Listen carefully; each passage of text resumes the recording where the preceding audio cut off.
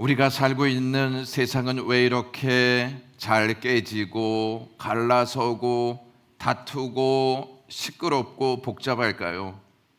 지금 우리가 살고 있는 세상은 우리가 원하는 세상처럼 보이지는 않습니다. 우리가 원하는 세상은 평화롭고 안정된 세상인데 우리가 사는 세상이 전쟁으로 평화가 무참히 짓밟히고 있습니다. 이스라엘과 이란과의 전쟁이 본격화되었습니다. 오늘 미국이 이란 땅에 벙커버스터라고 하는 폭탄을 투하하여서 지금 이란 땅에 핵시설이 파괴되었다고 합니다.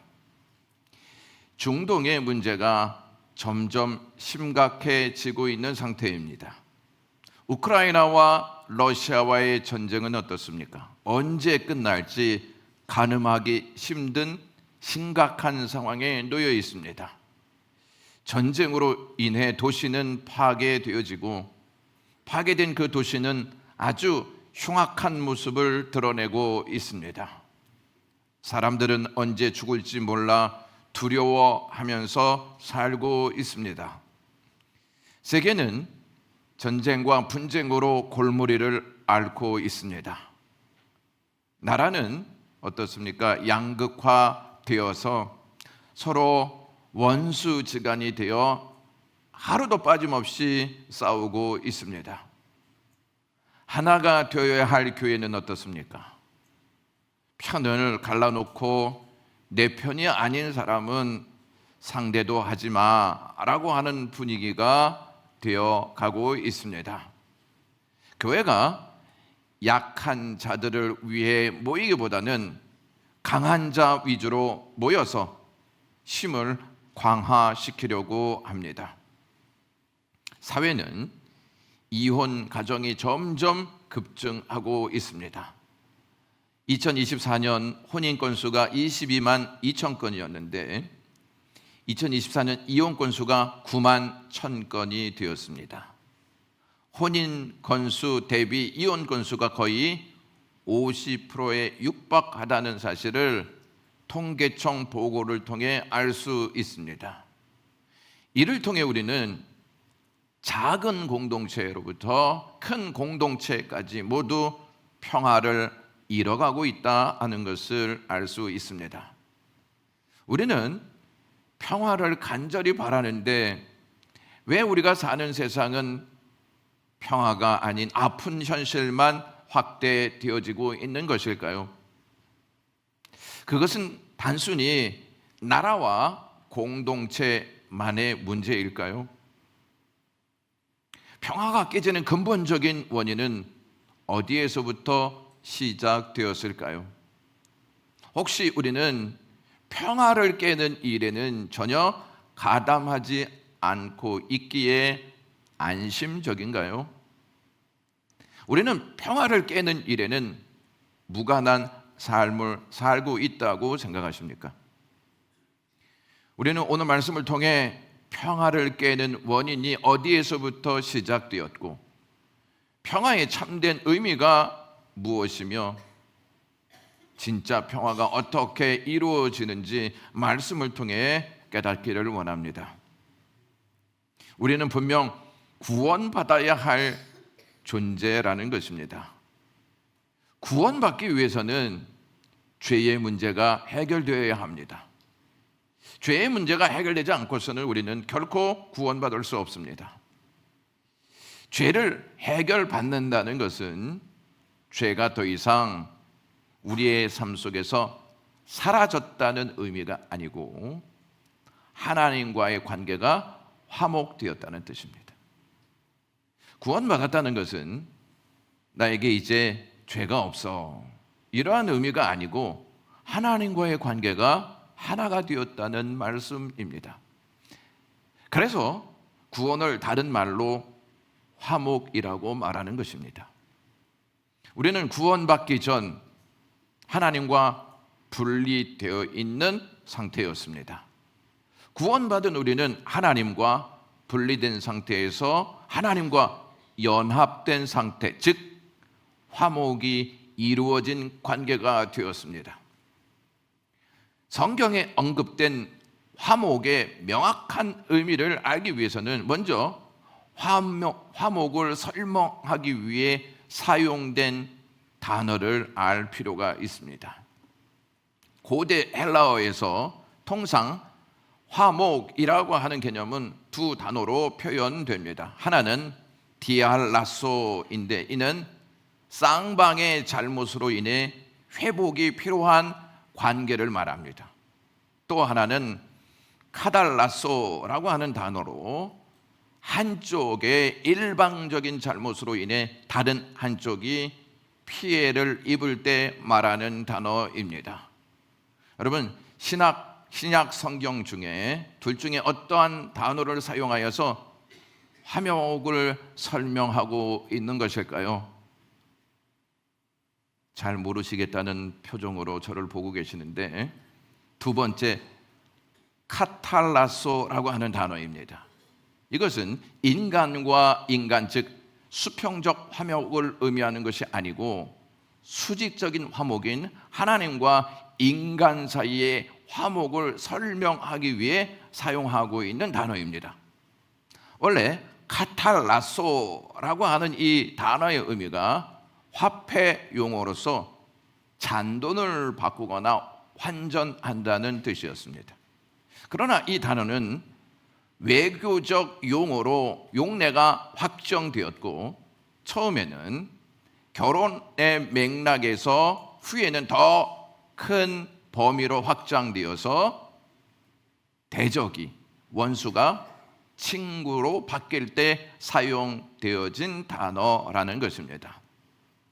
사도 바울은 서신서에서 이 동사를 6번 사용했는데 한 번은 결혼을 언급할 때 사용되었고, 나머지 5은 하나님과 인간 사이에 깨어진 관계, 이것이 하나가 된다 하는 의미로 사용되었다는 것입니다.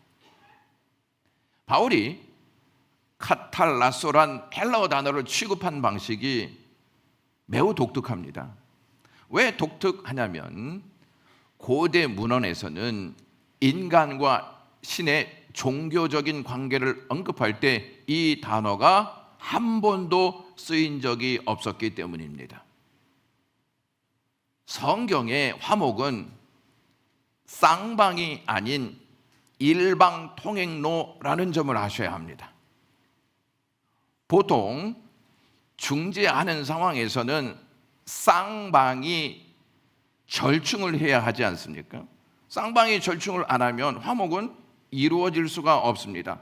쌍방이 합의를 보지 아니하면, 그 합의된 내용이 없다면 테이블에 아무리 오랜 시간 앉아서 해결을 보려고 한다 할지라도 해결되지 않는 것이죠. 그러나 성경에서 화목을 말할 땐 쌍방이 동등하게 피해를 입게 된 게 아니라는 것입니다. 무슨 말이냐? 한쪽 편, 즉 죄악된 인간이 모든 해를 입히고, 다른 편, 즉 거룩하신 하나님은 전적으로 억울한 일을 당합니다. 왜냐하면 우리가 죄를 짓지 않았습니까? 우리가 하나님께 불순종하지 않았습니까? 그래서 하나님이 만든 세상을 완전히 피해를 입히게 된 것입니다. 하나님 입장에서는 억울한 것이죠. 인간은 범법한 가해자이고 하나님은 피해자입니다. 그렇게 성경의 화목은 하나님으로부터 비롯되는 일방적인 조치입니다. 하나님이 피해자이지 않습니까? 그래서 이 관계를 화해하기 위해서, 해결하기 위해서 하나님이 일방적인 화목을 조치한다는 것입니다. 요한일서 4장 19절 말씀을 다 같이 읽도록 하겠습니다. 우리가 사랑함은 그가 먼저 우리를 사랑하셨습니다. 먼저 사랑하셨기에 하나님의 일방적인 사랑이 우리에게 찾아왔기 때문에 그 사랑을 알고 우리가 하나님을 사랑할 수 있는 마음이 생긴다는 것입니다. 만일 하나님이 화목을 향해 움직이시지 않으셨다면 해결책이 있을까요? 없을까요? 해결책이 없습니다. 인류는 분노한 하나님을 적극적으로 거역한 상태에 머물러 있었다는 것이죠. 하나님은 죄진 우리를 원수로 성경은 묘사하고 있습니다. 이 문장을 읽을 때 우리가 하나님과 원수다? 이것을 생각할 때 가장 먼저 머릿속에 떠오르는 생각이 무엇입니까? 하나님이 우리를 대적해? 하나님이 우리를 원수로 생각해? 있을 수 없는 일이야. 이렇게 생각하지 않습니까? 예전에는 그랬지만 이제는 더 이상 그렇지 않다는 사실에 안도하십니까? 아니면 두렵습니까? 우리는 어떻게 모든 사람을 사랑하신다는 하나님이 내 원수가 될 수 있어? 어떻게 하나님이 죄인과 원수가 될 수 있지? 사랑의 하나님이시라면서 어떻게 그 단어를 사용할 수 있지? 라고 생각하기 쉽습니다. 보통 하나님의 보편적 사랑에 따라다니는 것이 하나님의 사랑 성품입니다. 하나님은 사랑이죠. 그래서 우리는 늘 하나님의 사랑에 집중을 한다는 것이죠.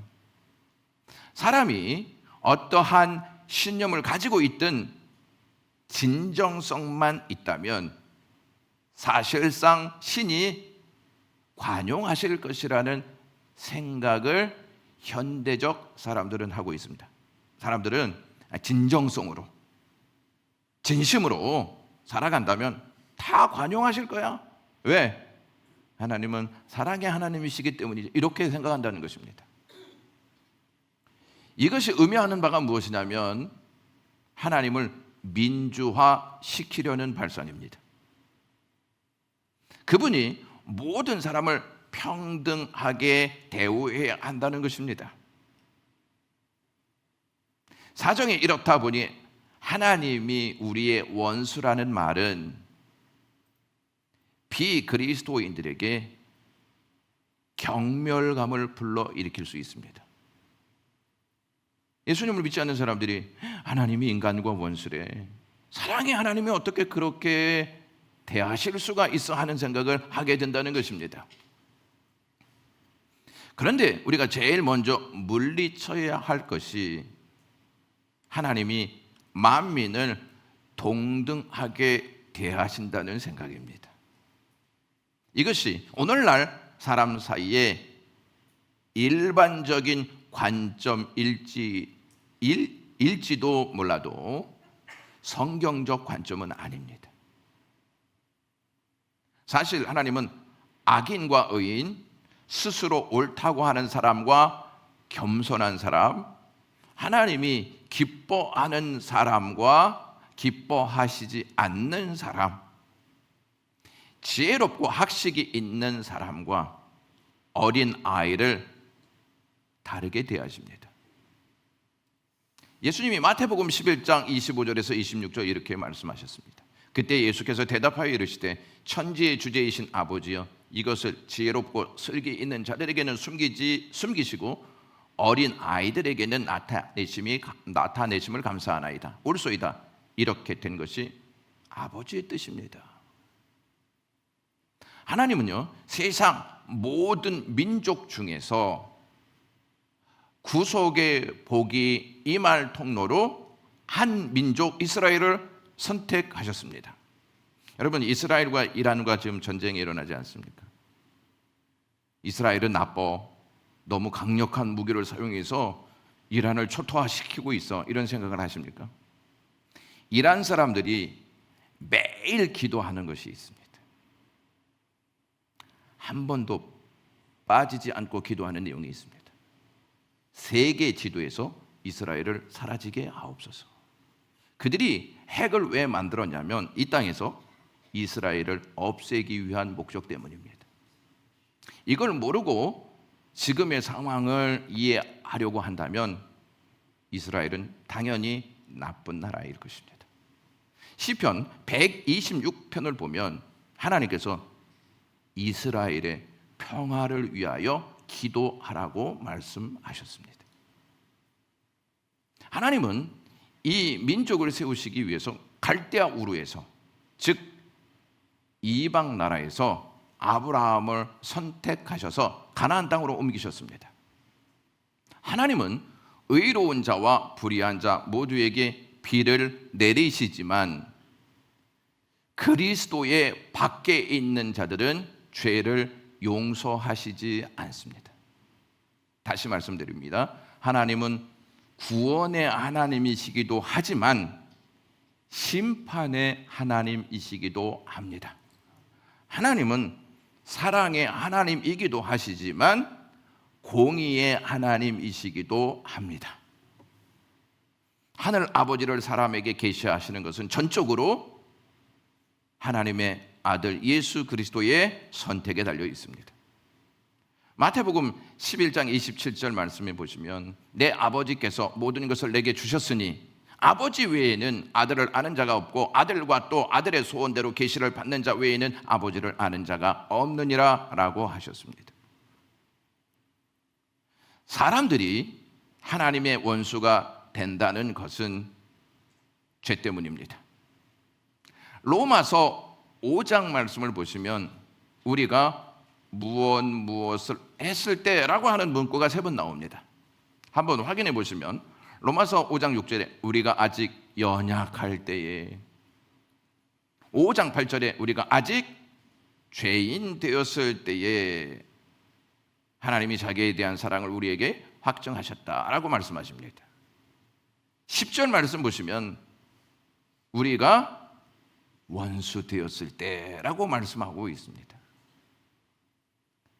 원수는 친구에 좀 못 미치는 관계를 의미하지 않습니다. 원수는 서로 반대편에서 대치되는 것입니다.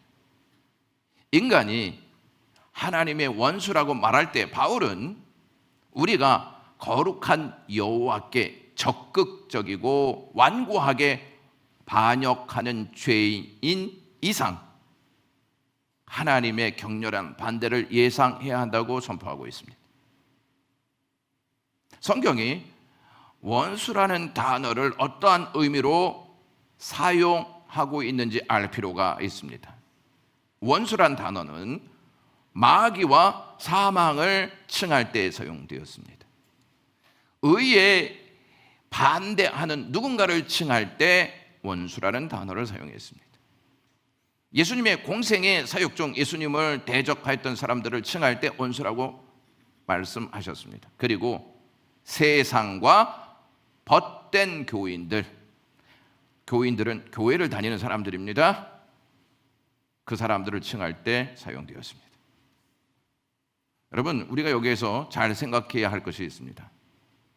교회를 다니면 하나님과 원수는 아니지 이렇게 생각할 수도 있는데, 교회를 다니면서 하나님과의 관계가 아니라 세상과 친구로 살아가게 된다면 원수지간이라는 것입니다. 화목을 이루지 못한 죄인을 하나님의 원수로 칭하는 데에는 상당히 의미심장한 논점을 가지고 있습니다. 우리가 종종 죄가 그저 실수에 의한 것이다 이렇게 생각하는 경우가 있습니다. 약하기 때문에 죄를 짓는 거지 이렇게 그냥 넘기는 경우가 있습니다. 내가 길을 가다가 깜빡 실족한 것처럼 죄를 생각할 때도 있습니다. 그러나 성경은 죄를 하나님을 향한 적개심, 이 적개심이라는 말이 무슨 말이냐면 하나님을 적으로 생각해서 싸운다는 의미입니다. 성경은 죄를 하나님을 향한 적개심으로 묘사한다는 점을 아셔야 합니다. 심각한 것일까요? 아니면 그냥 쉽게 넘겨야 하는 단어일까요? 심각한 것입니다. 그러니까 우리가 죄를 지면 하나님과 싸우고자 하는 마음이 우리의 마음속에서 일어나고 있다는 것입니다. 적개심을 품지 않습니까? 그러면 그 적개심이 행동으로 나타납니다. 우리가 생각하는 바는 결국 우리의 행동으로 나온다는 것을 우리는 잘 알고 있습니다.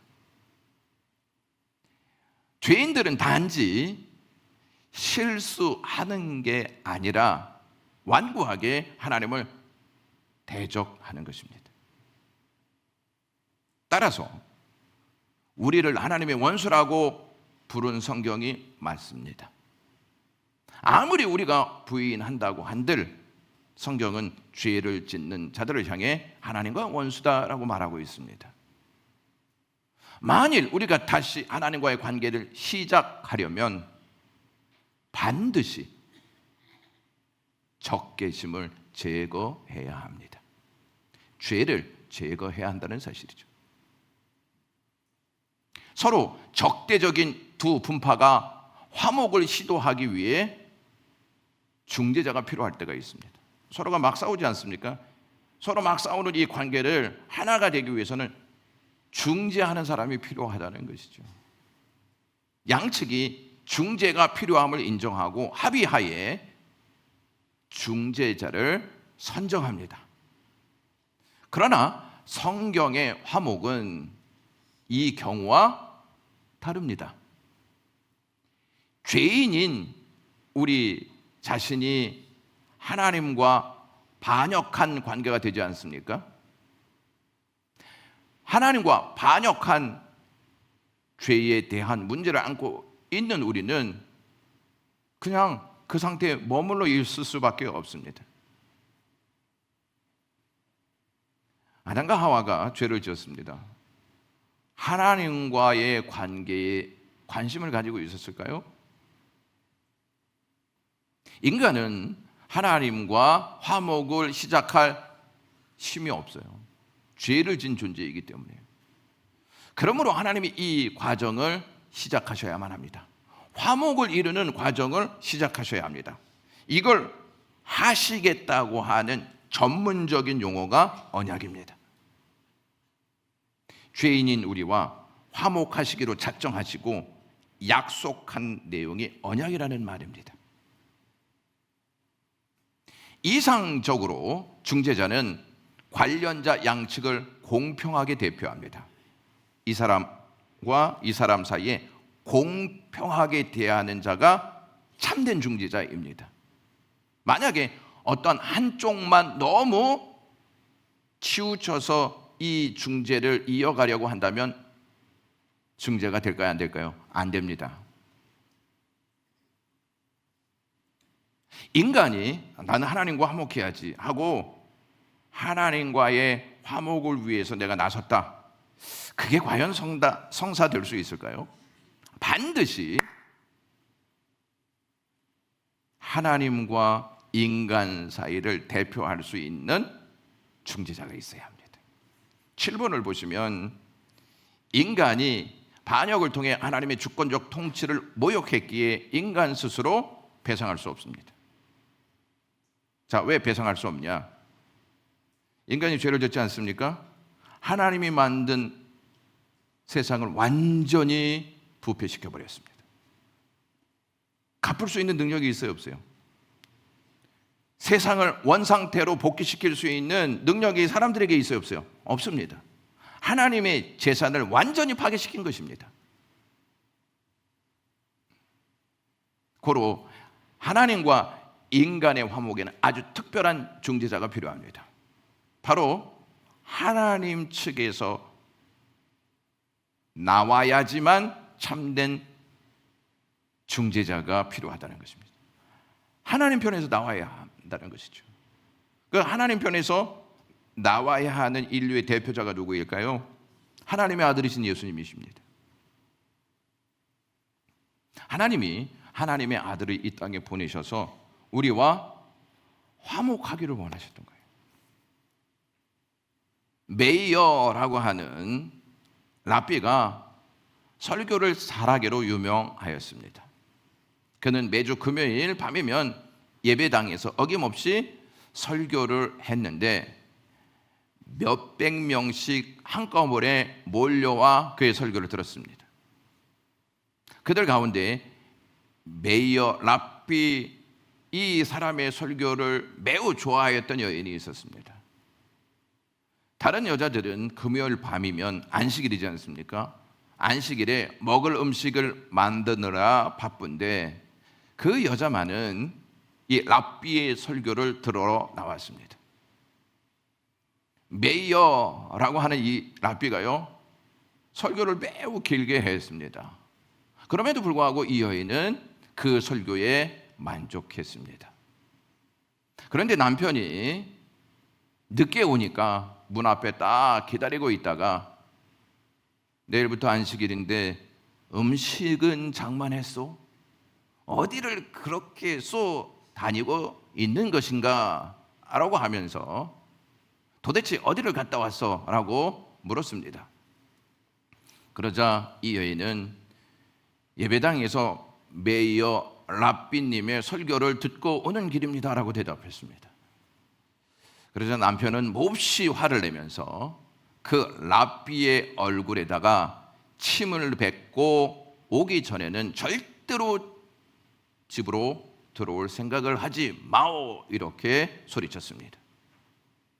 결국 이제 쫓겨날 수밖에 없지 않습니까? 어떻게 랍비에게 찾아가서 얼굴에 침을 뱉을 수 있습니까? 그래서 이 여자는 친구 집에서 생활하게 되었습니다. 이 소문을 들은 메이어 랍비는 자기 설교가 너무 길다고 이러한 어려움이 생긴 것을 알고 내가 이 사람의 가정을 깨뜨렸다, 이렇게 몹시 후회했습니다. 그래서 저도 설교를 너무 길게 해서는 안 된다, 이런 생각을 좀 해보게 됩니다. 제 설교 때문에 한 가정이 깨지면 큰일 나기 때문이죠. 그래서 이 여인을 이 랍비가 불렀습니다. 그 여인 앞에서 이 랍비가 눈을 몹시 크게 떴습니다. 내가 눈이 많이 아프고 그러니 남의 타액으로 씻으면 낫게 된다는 말이 있기에 당신이 당신의 침을 나에게 뱉으시오, 이렇게 얘기했습니다. 간청했습니다. 그리하여 이 여인은 랍비의 눈에다가 침을 뱉게 되었습니다. 제자들은 랍비에게 선생님께서는 덕망이 높으신데 어째서 여자가 얼굴에 침을 뱉도록 허락하셨습니까? 라고 하자 랍비는 이렇게 말했습니다. 가정의 평화를 되찾기 위해서는 그 누구보다도 내가 희생해야 한다네. 그 어떠한 일보다도 내가 이 일을 먼저 해야 한다네 라고 말했습니다. 랍비 메이어가 평화를 위해서 한 이 일은 어디에서 나온 것일까요? 누구에게 배운 것일까요? 그것은 하나님께서 인간에게 행하신 사랑에서 나온 것이 아니겠습니까? 성경은 우리를 위해 하나님께서 아들이신 예수님을 이 땅에 보내셨습니다. 예수님은 하나님임과 동시에 인간의 몸을 입고 이 땅에 오셨습니다. 그래서 신성과 인성을 입고 오셨다, 이렇게 말하는 것이죠. 예수님께서 신성과 인성을 입고 오신 목적이 무엇일까요? 인간과 하나님을 제대로 대표할 수 있는 중재자가 되시려고 오신 것입니다.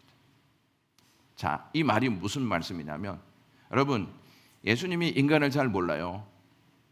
그런데 인간을 잘 모르는 분이 어떻게 하나님 앞에 우리를 중재할 수 있습니까? 또한 하나님을 잘 모르는데 인간에게 어떻게 하나님을 중재할 수 있습니까? 인간을 100% 알아야 하고 하나님을 100% 알아야만이 중재할 수 있다는 것이죠. 그래서 예수님이 이 땅에 오셨습니다. 그것을 히브리서 기자가 히브리서 2장 14절에 예수님이 우리처럼 되셨다, 이렇게 말하고 있는 것입니다. 하나님이시면서 인간으로 오신 것은 하나님과 인간과 하나님을 제대로 중재하기 위해서 신성과 인성을 입고 오셨다는 것입니다. 그런데 이 중재자는 믿기 어려운 가장 경이로운 일을 하십니다. 자신이 대변하러 온 인류 대신에 죽습니다. 우리를 위해 죽는다는 것입니다. 왜? 죽어야 그 문제가 해결될 수 있습니다. 반드시 이것을 먹는 날에 죽으리라 이렇게 말씀하셨습니다.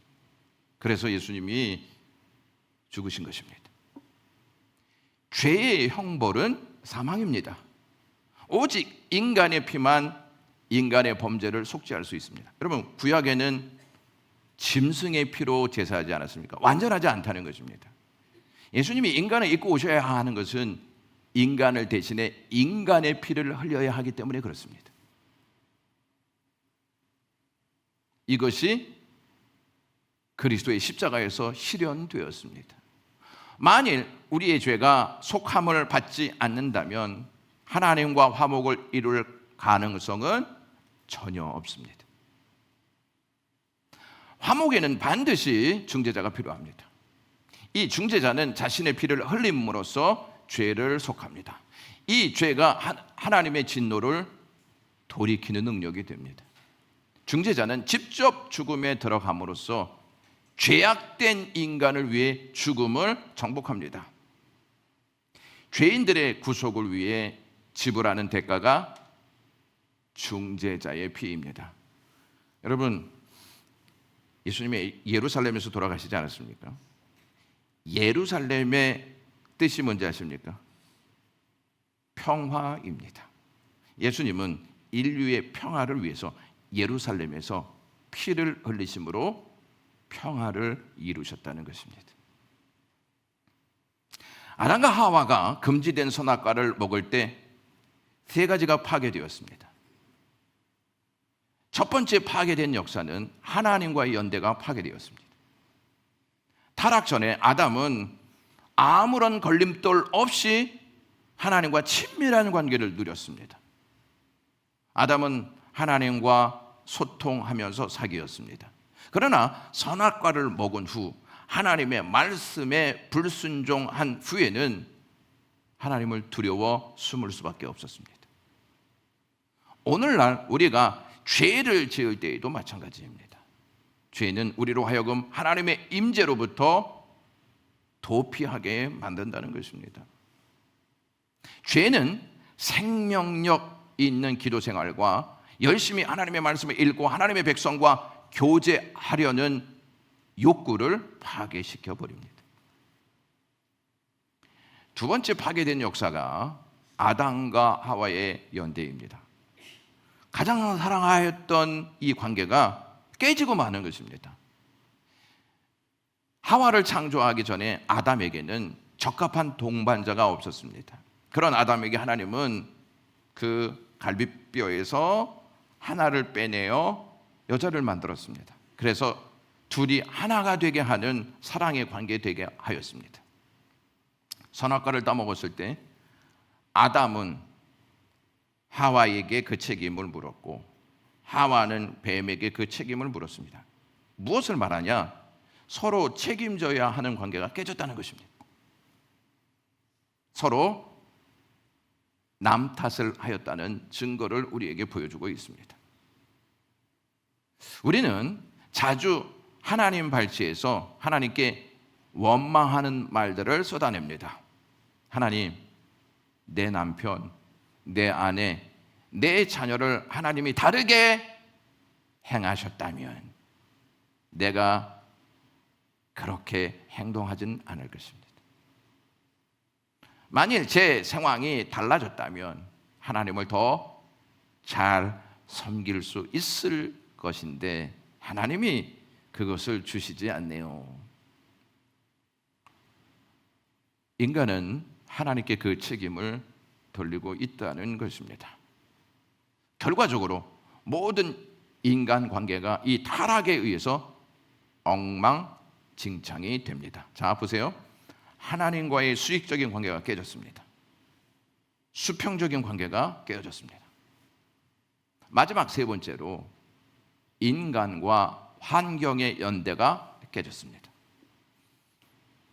아담이 죄를 지었는데 하나님은 땅을 저주하십니다.